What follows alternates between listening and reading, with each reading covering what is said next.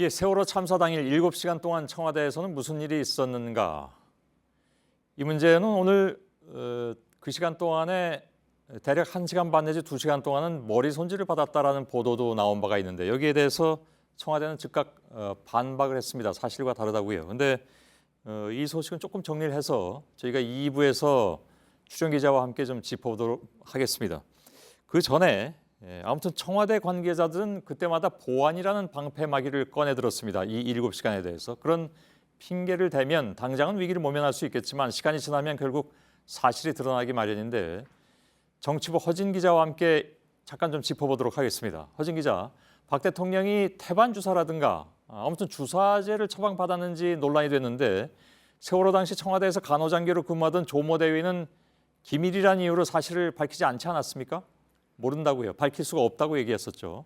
네, 지금 조 대위가 미국에서 연수를 받고 있는데 미국 현지에서 지난달 30일에 이 특파원들과 전화 인터뷰를 했습니다.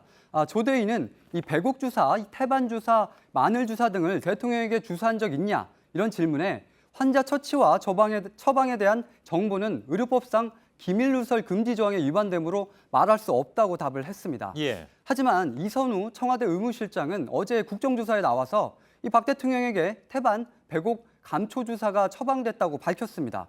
의료인으로서 비밀을 준수할 의무가 있는 건 맞지만 지금처럼 이 박 대통령의 행적을 둘러싼 실체적 진실이 이 국민적 관심사로 떠올랐을 때는 공익이 더 중요하다는 의견이 상당합니다. 예. 그런 주사들이 뭐 어떤 용도인지 뭐 여러 가지 용도가 있다고 듣긴 들었는데 과연 이것을 이제 국민 세금으로 하는 것이 맞느냐라는 반론도 이미 많이 나왔습니다. 근데 조 대위뿐만이 아니라 김기춘 전 대통령 비서실장도 세월호 당일의 박 대통령의 행적에 대해서는 기밀이라는 이유를 계속 대고 있지 않습니까?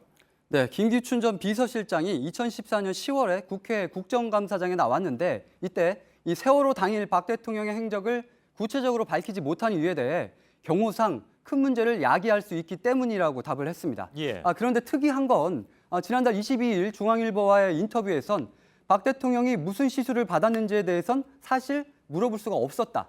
여성 대통령이라 그런 걸 묻는 건 결례라고 생각했다고 말을 했습니다. 예.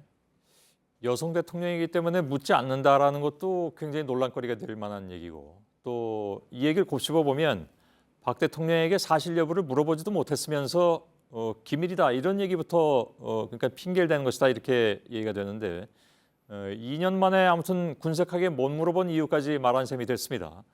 청와대 경호실도 보안 핑계에서 빠질 수 없을 것 같은데 최순실 차은택을 경호실이 보안 손님으로 분류했다면서요. 이 보안 손님은 그냥 무상 출입이 된다면서요. 기록에도 안 남기고. 네, 일종의 프리패스로 볼 수가 있는데요. 그 이영석 청와대 경호실 차장이 이 최순실 씨와 차은택 씨가 보안 손님으로 분류돼 있었다. 어제 이렇게 밝혔습니다. 보안 손님은 쉽게 말해서 이 대통령의 사생활 보호를 위해 이 청와대 경호실도 신원을 알 수 없는 외부 출입자라는 겁니다. 결국 경호실은 책임이 없다. 이런 주장인 건데요. 그런데 이걸 그냥 고지고대로 들을 수가 없는 게 이 박 대통령 취임 첫 해인 2013년 여름에 어떤 중년 여성이 안봉근 전 비서관의 차를 타고 청와대 관저를 수시로 드나들었다는 소문이 이 청와대 직원들 사이에서 퍼졌다고 합니다. 예. 이런 소문이 퍼질 정도인데 이 경호실 고위 책임자들이 몰랐다. 이걸 과연 믿을 수 있을지 그게 의문입니다. 예. 실제로 몰랐다면 경호실은 왜 존재하는가? 이런 의문이 당연히 들지 않겠습니까? 어제는 세월호 당일 청와대 내부 CCTV 기록이 고의로 삭제된 것이 아니냐. 관저에 있던 CCTV 얘기하는 거죠. 논란이 있었습니다. 오늘 청와대 뭐라고 해명을 했습니까?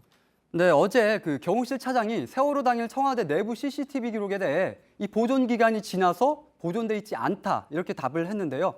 그래서 오늘 저희가 CCTV 보존 기간이 어떻게 되느냐 이렇게 청와대 관계자에게 물었는데 정확한 보존 기간은 확인이 안 된다.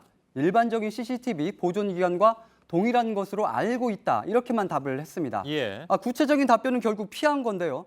참고로 국회의 경우엔 CCTV 화상정 보유 기간을 수집 후 30일을 원칙으로 하고 있지만 재판에 지장을 주는 등 여러 가능성이 있을 경우엔 더 길게 보존할 수 있다. 이렇게 규정을 하고 있습니다. 예. 어제 그 얘기가 나왔을 때 보존 기간이 어떻게 되냐고 제가 신의원 기자한테 물어봤는데 그 취재 결과가 이거군요. 근데 아무튼 명확한 답변이 이게 그렇게 명확하게 모르고 있는 것인가 하는 의문도 또 들고 CCTV 보존 기간을 알려주지 못할 이유가 일단 없을 거 아니겠습니까?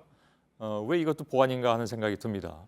보안이라는 게 이제 사회의 안녕과 질서를 유지함 이런 뜻 아니겠습니까? 근데 문제가 있는 누군가를 보호해주기 위해서 공적인 보안이 존재하는 게 맞는데 과연 이러한 답변들이 이해가 가느냐 하는 것은 시청자 여러분들이 금방 판단할 수 있을 것 같습니다.